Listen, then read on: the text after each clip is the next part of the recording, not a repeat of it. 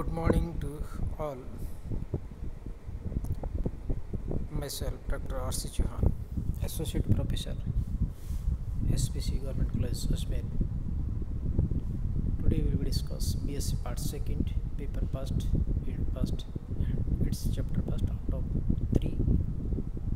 On last turn we have discussed the Unit 3rd, and that is the interaction between the two systems. And today we start with the new topics of the thermodynamics, and that is the distribution of molecular velocities.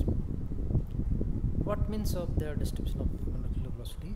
First we start the introduction कि इसका क्या है सिद्धांत, किस तरह से काम करता है. तो अणुगति सिद्धांत के अनुसार by using the dynamic theory of the molecules, kinetic theory of the molecules, प्रत्येक गैस एक अत्यंत छोटा सा होता है, माइक्रोस्कोपिक लेवल में आता है तथा ये आइडेंटिकल होते हैं एक दूसरे से, जिन्हें हम एटम कहते हैं, मॉलिक्यूल कहते हैं. यहाँ पे हम मॉलिक्यूल कहते हैं. से मिलकर बनी होती है. गैस के अणु अनेक संभव चालों से हो सकता है. It may be the all possible directions, सभी संभव दिशा हो सकती है, सभी संभव वेलोसिटी हो सकती है, 0 to इन्फिनिटी कुछ भी हो सकता है. इसी दौरान क्या होता है कि ये आपस में टक्कर करते हैं और पात्र की दीवारों से भी टक्कर कर सकते हैं. इस टक्कर के कारण इनकी स्पीड चेंज हो जाती है, इनकी डायरेक्शन चेंज हो जाती है, यानी इनकी वेलोसिटी चेंज हो जाती है, यानी इनकी गति की दिशा बदल जाती है. अब कितने अणु किस दिशा में कितने वेग से चलेंगे, यह सारा that is called the distribution law. इसको वितरण नियम कहते हैं, वेगों का वितरण नियम कहते हैं, चाल का वितरण नियम कहते हैं. ऐसा इसलिए कहते हैं कि वेग और चाल में जैसे हम जानते हैं कि केवल डायरेक्शन का फ़र्क है, तो यदि दिशा ज्ञात हो जाए तो यही लॉ जो स्पीड डिस्ट्रीब्यूशन का है वही हमारा वेलोसिटी डिस्ट्रीब्यूशन में काम आ सकता है.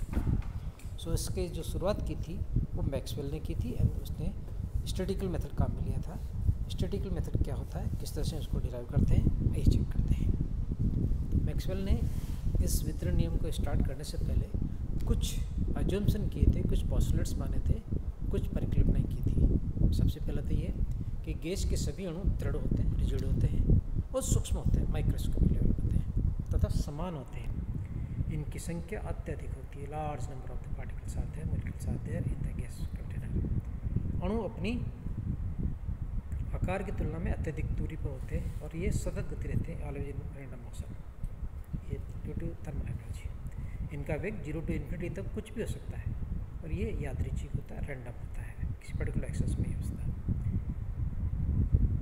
इनकी परस्पर तथा पात्र से टक्कर पूर्णतः प्रत्यास्थ होती है. That is perfectly elastic, means there is no loss in the kinetic energy. गति ऊर्जा में कोई परिवर्तन नहीं होता है. टक्कर के दोलन के अतिरिक्त इनके मध्य कोई परस्पर अन्योन्य क्रिया नहीं होती, कि केवल जो इंट्रैक्शन होगा वो केवल कोलिजन्स के थ्रू होगा, बाकी इसके अलावा ये फ्री पार्टिकल्स की तरफ मूव करते हैं. नेक्स्ट, तो बाह्य बलों की अनुपस्थिति में, in the absence of external force, इनका वितरण संपूर्ण आयतन में समान रहता है, कि सब जगह बराबर डिस्ट्रीब्यूशन होते हैं, या यू कैन से कि इनकी जो घनत्व है वो किसी पर्टिकुलर टेम्परेचर पे समान रहता है सब जगह. अब हम इसका डेरिवेशन देखते हैं कि माना कि एक पात्र है जिसमें प्रत्येक का आयतन अणुओं की संख्या n है, the number of molecules per unit volume n है. किसी क्षण मान लो अणु का वेग c है, तो इसको हम लिख सकते हैं c vector equal to ui vector plus the vg vector w k vector. X Y Z तीनों फ्रैक्शन में कंपोनेंट जो है u v w है. अब यदि मान लो मान के चलते हैं कि c प्लस डी सी दो रेंज मान लिए में, इनके मध्य यदि कोई पार्टिकल है, कोई अणु है कि इनकी वेलोसिटी इन दोनों बीच में हो सकती है, तो उसकी जो प्रायिकता आती है वो कैलकुलेट करने का तरीका है कि जैसे अपने v की बात करते हैं, that is the F V D V. u की बात करते हैं तो F U D U, and w की बात करते हैं तो F W D W. F that is the function of the u v w, कि किसका फलन है, किस पर निर्भर करता है, एक राशि है. जिस तरह से फिगर से क्लियर है कि इसका जो कोऑर्डिनेट्स है वो u v w है और इसकी जो दिशा आती है वो c वेक्टर से है. परिमाण भी c से व्यक्त किया जाता है. c not velocity of light, c हम जनरल कह सकते हैं, कोई वेग है. इस प्रकार प्रायिकता के सिद्धांत के अनुसार x अक्ष में u से u plus D you, y में v प्लस डी वी और z में w और w प्लस डी डब्ल्यू के मध्य होने की जो नेट प्रायिकता है, प्रोबेबिलिटी है, वो इन तीनों को प्रायिकता से गुणा हो जाएगी.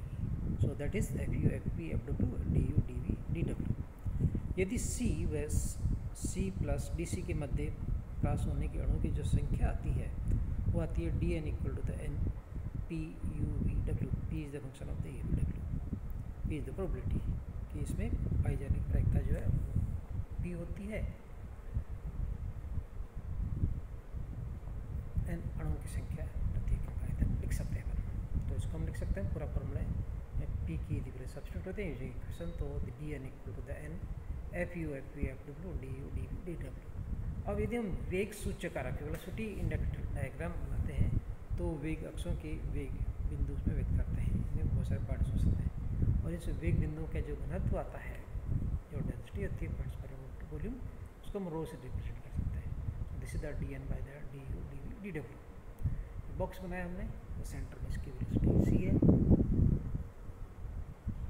इसकी possibilities velocity you and you plus D you है, तो इसकी जो चौड़ाई आएगी इस बॉक्स की वो डी हो जाएगी, लंबाई इसकी डी डब्ल्यू हो जाएगी, ऊंचाई इसकी डी वी हो जाएगी। आप कैसे मान सकते हैं, किसी को भी एक्स वाई जेड मान सकते हैं।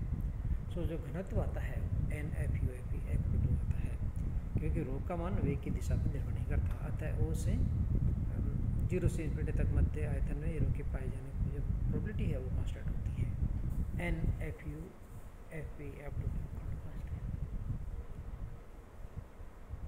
इसको डिफ्रेंशिएट करते हैं तो मिलता हमें can write the differential of this one, क्योंकि ये तीनों पे डिपेंड करता है, तीनों ऑफलाइन इसलिए पार्शियल डेरिवेटिव होगा। So F V F W del of the F you by the del of the U multiply by the D U. Similarly for the V can write F U F W del of the F you by the del V multiply the D V and last F P F U and del F W by the del W D W. अब यदि पूरी equation को divide करूँ F U F E F W से, तो हमें मिलता है 1 by F U multiplied by the del F you by the del U D U F 1 plus 1 divided by F V del of the F V by the del V multiply by the D V and the last plus 1 by function of the F W that is divided by del F W by the del W D W equal to 0।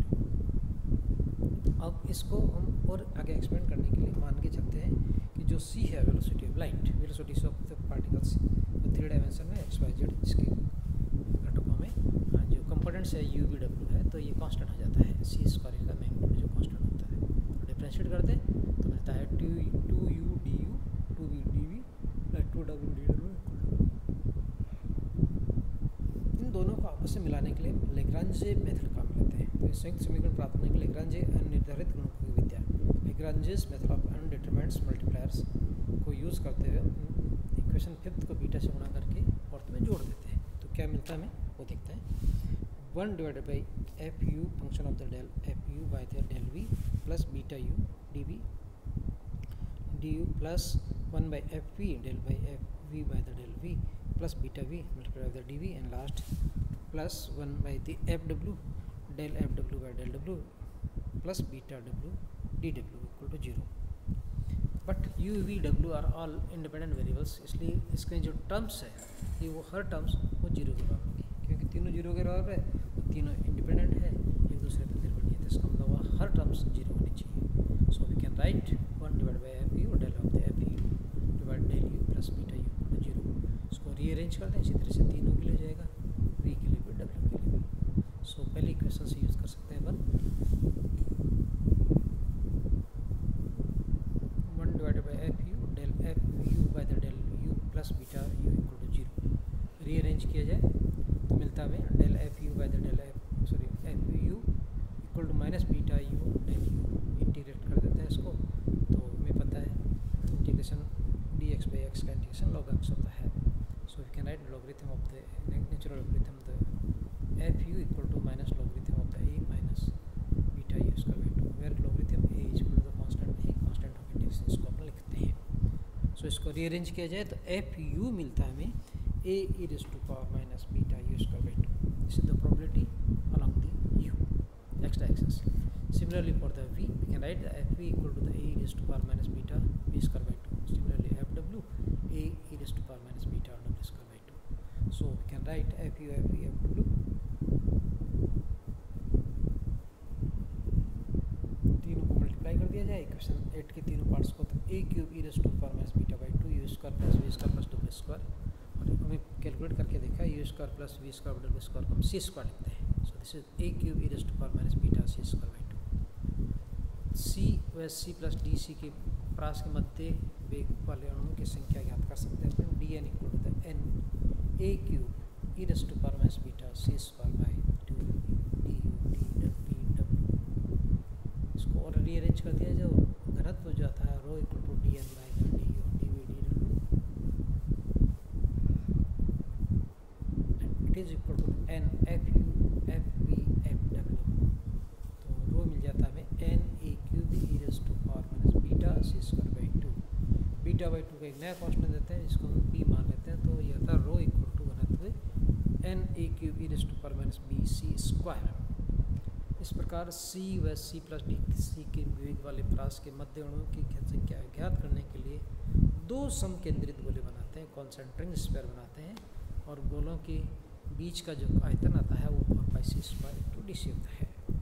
अतः वेग आयतन में अणुओं की संख्या D N C है, जिसे हमने पहले कैलकुलेट किया, तो वेग प्रास सी व सी प्लस डी सी मध्य वेग वाले अणुओं की संख्या आती है D N C equal to the rho 4 pi C square D C.